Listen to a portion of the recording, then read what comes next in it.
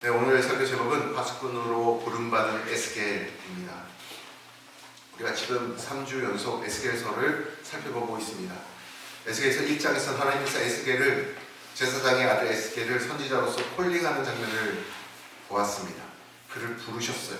그의 소명을 우리가 보았습니다. 2장에서는 소명받은 그에게 하나님께서 사역을 맡기셨어요. 미션을 주셨습니다.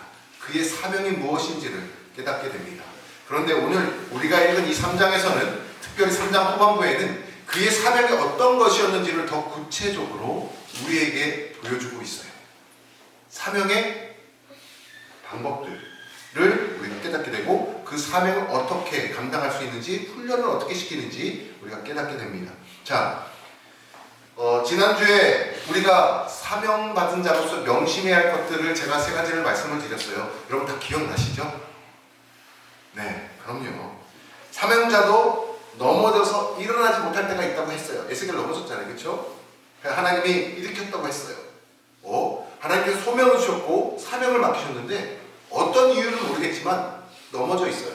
하나님께서 사명을 주셨는데 이렇게 세우시는 장면이 나옵니다. 여러분, 우리가 사명을 받았다고 해서 어깨에 힘을 주고 그래서는 안 됩니다. 언제 우리가 넘어져서 에스겔처럼 하나님의 도우심 없이는 일어나지 못할 수가 있어요. 두 번째는 뭐였냐면 우리가 사역해야 할 대상이 패역한 족속이라고 말씀합니다. 오늘도 후반부에 나와요. 패역한 족속이기 때문에 우리가 깨어서 기도해야 된다라고 말씀하셨어요. 사명자는 깨어서 기도해야 돼요.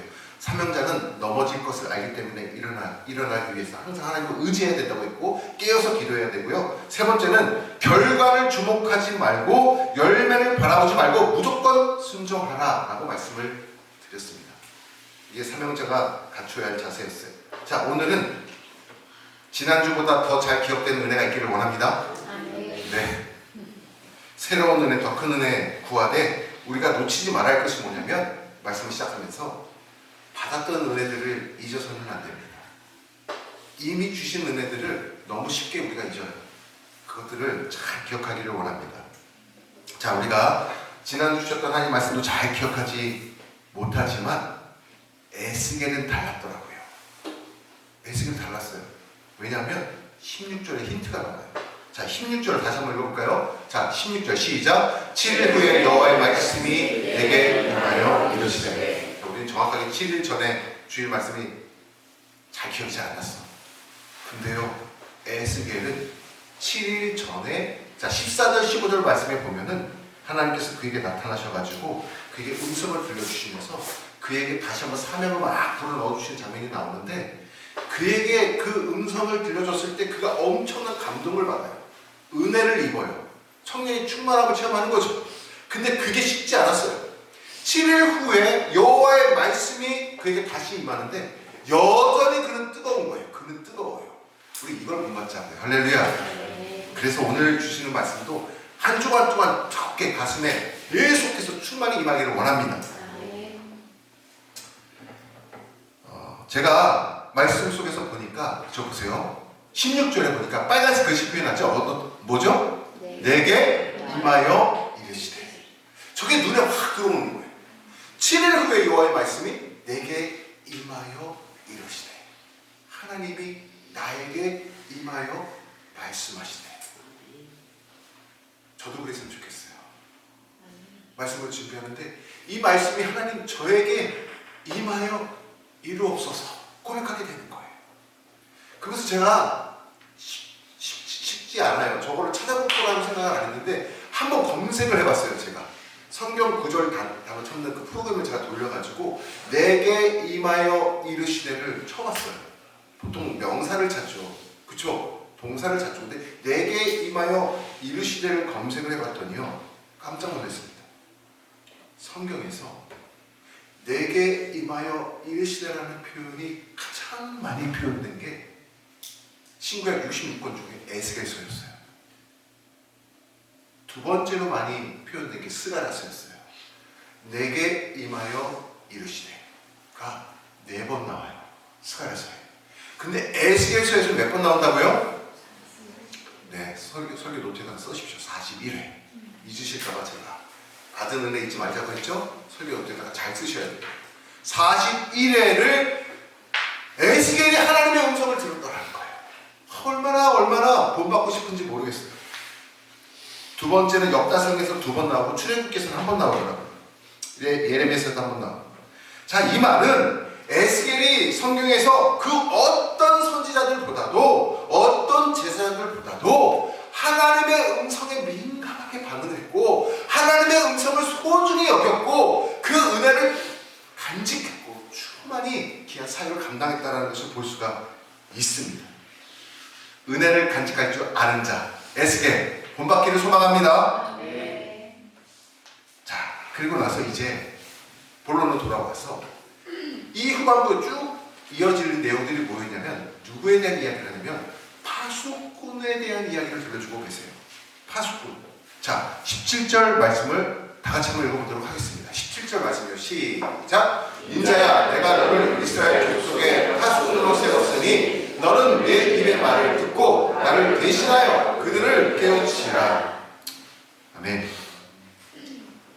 자, 에스겔뿐만 아니라 그때 당시의 선지자들뿐만 아니라 오늘날 우리도 하나님께서 파수꾼으로 콜링하시고 부르신 줄 믿으시길 바랍니다. 여러분, 우리 다 소명의식이 있어야 돼요. 뭐요? 파수꾼으로 우리를 부르셨어요. 그리스도인들은 파수꾼이에요. 하나님께서 파수꾼으로 부르셨습니다. 자, 파수꾼은 그럼 어떤 사람입니까? 뭘 하는 사람이죠? 높은 망대 같은 데 올라가가지고, 성경에 뭐 망대라고 해요. 올라가서 멀리서 적들이 오나 안 오나 보초를 쓰는 사람이 파수꾼이에요. 경비를 서는 사람이 파수꾼입니다.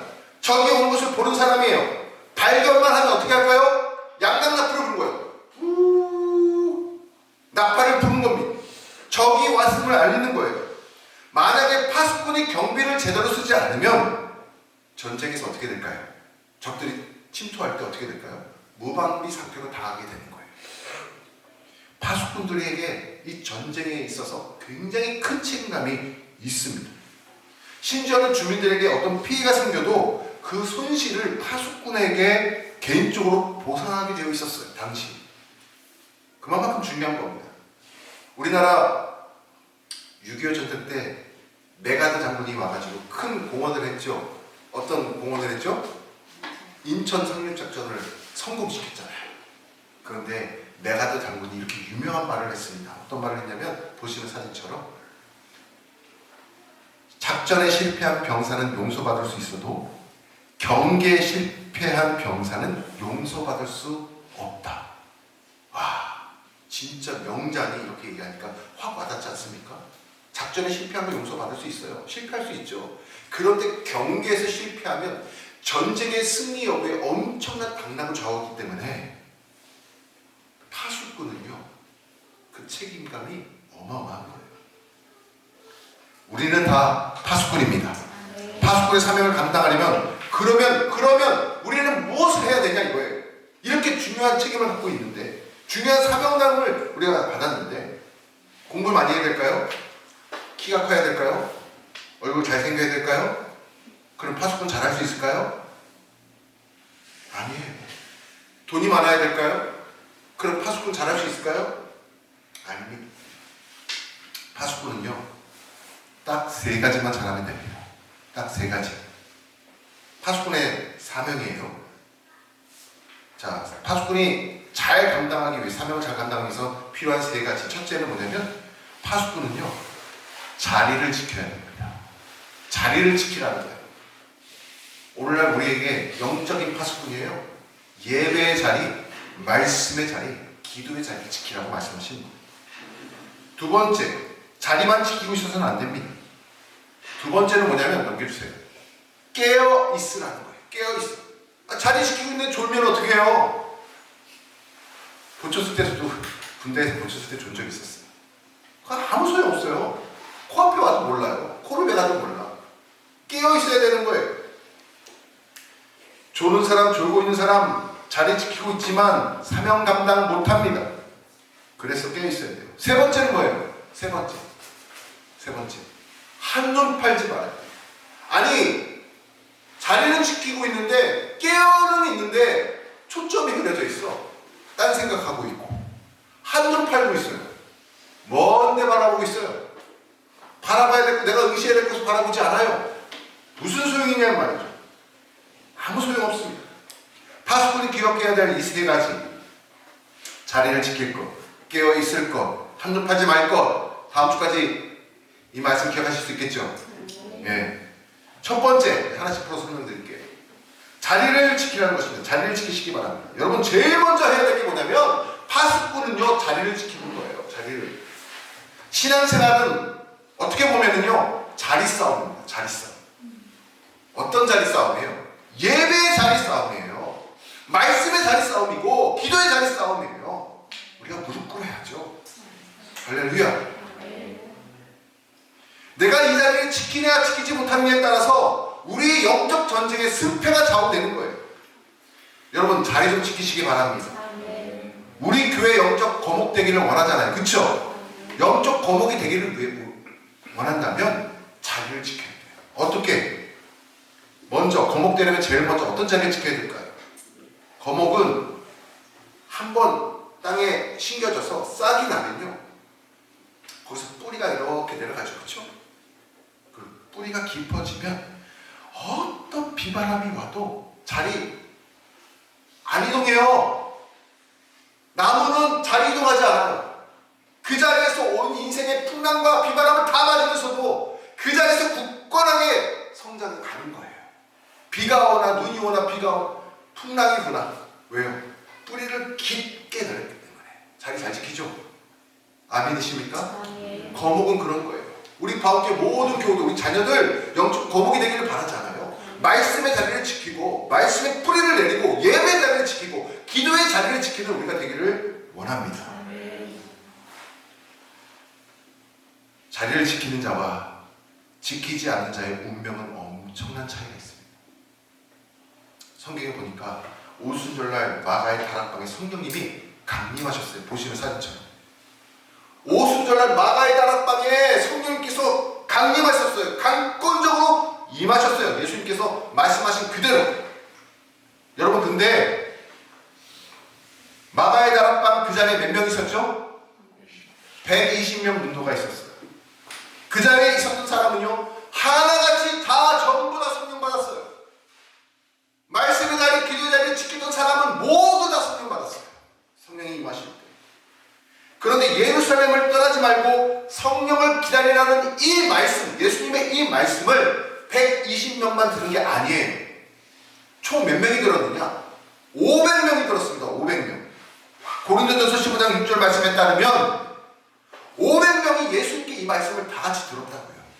그런데 그 중에 120명만 마가의 다락방에 와서 기도의 자리를 지켰고 나머지 380명은 기도의 자리를 지키지 않았어요. 그 두 무리의 운명은 여기서 갈라지는 겁니다. 자리를 지켰느냐 지키지 않느냐에 따라서 성령의 강권적인 이 불을 체험하고 불을 체험하지 못한 그룹으로 나뉘게 되는 거예요. 이해가 되십니까? 자리가 그만큼 중요해요. 여러분 도마를 우리가 쉽게 얘기합니다. 의심 많은 도마라. 마치 별명이 도마가 의심 많은 사람처럼 느껴지게 되는 거예요. 그런데 결코 그 잘못된 유언비어예요. 유언비어.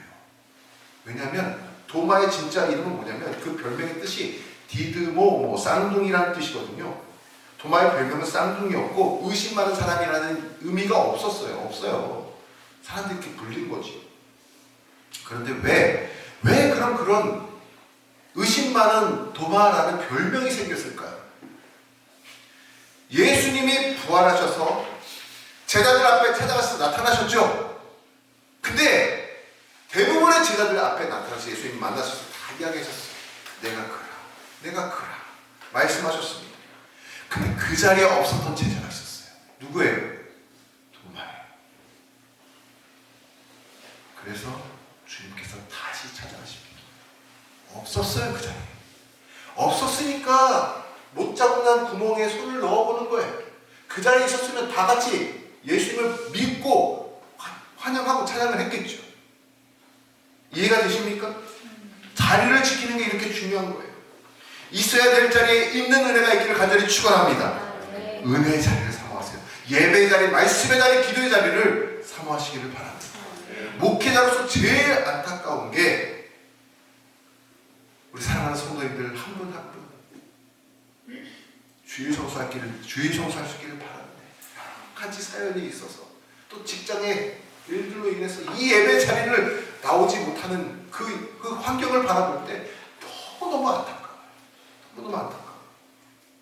더 기도하게 됩니다. 예배 자리에 나오기만 하면 이 은혜를 받을 수가 있는데 이걸 놓치는 거예요. 그래서 시편 1편 너무나 유명한 말씀 1절 2절 말씀 있지 않습니까? 너무나 유명한 말씀이에요. 자리 얘기예요. 자리 얘기. 자, 한번 같이 한번 읽어보겠습니다. 시작. 복 있는 사람은 악인들의 꾀를 따르지 아니하며 죄인들의 길에 서지 아니하며 오만한 자들의 자리에 앉지 아니하고 오직 여호와의 율법을 즐거워하여 그의 율법을 주야로 묵상하는 도다. 아멘. 여기도 자리가 나오네요. 그렇죠? 자리 싸움입니다. 악인들의 꾀를 따르는 오만한 자리에 서지 않기를 간절히 원합니다. 오히려 율법을 즐거워하고 율법을 주야로 묵상하는 자리에 우리가 있어야 할 것입니다. 신기한 것은 뭐냐면요, 이런 주일 예배, 오늘 정말 이렇게 많은 사람들께 예배 드리셔서 너무 감사한데 이렇게 은혜 자리에는 정말 믿음이 좋으신 분들만 나오시는 거예요. 정말 이 말씀을 들을 때 분들은 안 오셨어. 이해가 되십니까? 너무 안타까워요. 이 말씀을 들어야 되는데 이 말씀을 들어야 될 분들은 이 자리에 안 오셨어요. 어디 교회뿐이겠습니까? 사회 나가볼까요? 저희 막내, 저 셋째 민지도 지금 고3이니까 독서실에서 열심히 공부해요. 도서관 갑니다. 독서실 갑니다. 여러분, 도서관 가보면요, 공부 잘하는 애들만 와서 앉아있어요. 공부해야 되는 애들이 안 와. 왔는데 금방 나가. 그리고 여러분, 도서관뿐이겠습니까? 헬스클럽을 잘 생각해보세요. 저의 얘기예요. 헬스클럽을 끌어놓고 운동하겠다고 딱 가서 가보면 물론 이렇게 많은 분들, 체력 너무 약한 분들 아니면 너무 좀 체력이 크신 분들이 있어요. 근데 하루 이틀 지나고 안 보여. 그런데 계속 운동하는 분들은 안 해도 될 분들이야. 와, 너무 막 울긋불긋한데 그분들은 계속 와. 이상하지 않습니까? 자리를 지키는 게 이렇게 중요한 거예요. 자리를 지켜야 돼요. 여러분, 이 시간에 은혜 자리에 빠지지 않는 은혜가 있기를 바랍니다. 새해가 시작되지 않았습니까? 하나님께 결단하십시오. 은혜 자리 놓치지 마십시오. 주일 예배 자리, 수요 기도의 자리, 이제 3개월 있으면 주일 오후에 성경 공부를 개강하게 될 것입니다. 두란노에서 나온 성경 탐구 40일, 제가 한 6년 동안 귀한 은혜를 받았던 교재가 있어요. 정말 하고 싶었던 걸 이제 할 때가 되었습니다. 그것을 제가 여러분들과 함께 나누게 될 거예요. 오후 1시 성경 공부의 자리 놓치지 마시기를 바랍니다. 이제 곧 오픈하게 될 자매사랑방, 형제사랑방, 그리고 부부사랑방 모임, 여러분 놓치지 마시기를 바랍니다. 그 자리에 지키고만 있어도 이 파수꾼의 사명을 감당할 수 있다는 거예요. 할렐루야. 그래서 자리 지키는 게 굉장히 중요합니다. 두 번째 사명이 있었죠? 뭐였죠? 깨어있어요. 늘 영적으로 깨어있어야 됩니다. 자리만 지켜서는 안 되겠죠? 그 자리에 있는데 영적으로 잠들어 있으면 아무 소용이 없는 거예요. 졸고 있으면 안 돼요. 경계 쓰고 있는데. 이 자리에서 주무시지 마시기 바랍니다. 아무도 안 주무셔요. 영적으로 깨어있어야 된다는 거죠. 영적으로 깊은 잠에 들어있었던 분이 계시다면 오늘 이 말씀을 통해서 내가 깨어나는 은혜가 있기를 간절히 축원합니다. 세 번째 넘겨주세요. 세 번째 같이 읽겠습니다. 시작. 한눈 팔지 말라. 한눈 팔지 말라. 여러분, 한눈 좀 팔지 말아야 됩니다. 한눈 좀 팔지 말아야 돼요. 우리가 집중해야 될 것이 무엇입니까? 우리 교회가 바라봐야 할 것이 무엇입니까? 하나님께서 우리 교회에 주신 꿈이 있어요. 하나님의 꿈을 우리에게 주셨다고요. 그게 사명이에요. 그게 비전 스테이트먼트예요. 그게 사명 선언문이에요. 앞에 여기 적혀있죠, 그렇죠? 요거 그대로 떼가지고 교회 이전에 가지고 거기다 붙일 겁니다. 꼭 붙어있어요. 같이 한번 읽어볼까요? 시작. 다음 세대가 원목에서 거목으로 성장하는 다음 교회. 할렐루야. 이 문구를 가지고 사명 선언문을 제가 개척할 때 만들었어요. 여러분 잘 기억 못하실 수도 있는데 같이 한번 읽어보도록 하겠습니다. 시작. 우리는 복음을 씨앗을 심어서 말씀에 뿌리 내린 다음 세대가 영적인 공복 성장과 열매를 통해 하나님 나라의 숲을 이루어 간다. 아멘. 자, 이 꿈을 이루기 위해서 우리가 집중해야 할 것이 무엇이겠습니까? 내가 어떻게 하면 하나님 말씀을 더 잘 들을 수 있을까? 어떻게 하나님 말씀을 더 공부할 수 있을까? 배울 수 있을까? 내가 어떻게 하면 살아계신 하나님의 그 능력을 기도를 통해서 체험할 수 있을까? 어떻게 하면 내가 하나님을 더 알아갈 수 있을까? 여기에 집중하셔야 하는 것입니다. 한눈 팔아서는 안 돼요. 여기에 집중해야 합니다. 그래야 하나님의 꿈을 우리가 이뤄줄 수 있고 우리가 비전을 성취해 나갈 수가 있는 거예요. 여러분 우리가 무엇에 집중해야 되고 무엇에 집중하지 말아야 되는가를 분명히 아시기 바랍니다. 우리는 말씀의 자리를 지켜야 되고 말씀에 집중해야 되는 거예요. 말씀이 없이 어떻게 이런 사명을 감당할 수 있겠습니까? 말씀을 듣는 예배의 시간, 말씀을 배우고 나누는 공부의 시간, 성경 공부의 시간, 말씀을 함께 나누고 삶에 적용해서 삶을 오픈하고 나누고 기도하는 사랑방의 시간, 모든 것들이 적용되는 거예요. 다 우리의 사명 선언문을 성취하기 위해서 우리가 모이고 함께하는 것입니다. 그리고 주일 예배에 우리가 사모하며 갈망하며 집중해야 합니다. 왜요? 이 예배는 누구를 높이는 시간이죠? 하나님을 높이고 하나님께 영광을 올려드리며 하나님께서 나에게 주시는 말씀을 받는 시간이기 때문에 그렇습니다. 얼른 집에 가가지고 뭘 할까? 얼른 누구 어디 가서 만나가지고 뭘 먹을까? 이런 지금 고민하지 마시고 오직 하나님께 한눈 팔지 마시고 집중하는 이 예배가 되기를 간절히 축원합니다. 저는 이 말씀을 어저께 준비하면서 저에게 먼저 적용해 봤습니다. 제가 바울교회 목사로서 이 강단의 자리를 잘 지키도록 하겠습니다. 말씀을 늘 묵상하고 기도의 자리를 잘 지키도록 하겠습니다. 제가 영적으로 깨어있도록 늘 깨어 기도하도록 하겠습니다. 목회 외에 한눈 팔지 않겠습니다. 제가 비록 바움성품연구소 바움사회적협동조합의 대표라는 직함을 갖고 있지만 이것은요 제 뜻이 아닙니다. 이것은 하나님께서 시키셨어요. 하나님께서 저에게 보여주셨고 그 길 가라고 명령하셨기 때문에 제가 순종하는 것입니다. 이런 것 외에는 제가 다른 것에 한눈 팔지 않겠습니다.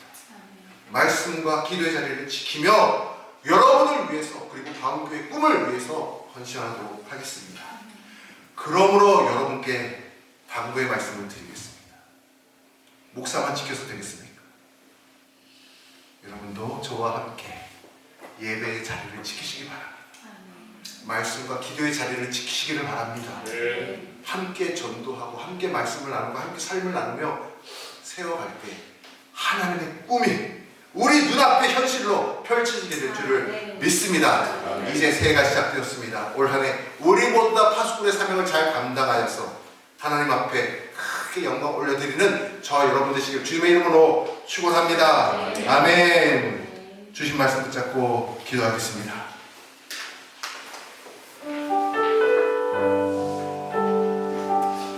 하나님, 파수꾼의 사명을 온전히 감당하지 못하고 살았습니다.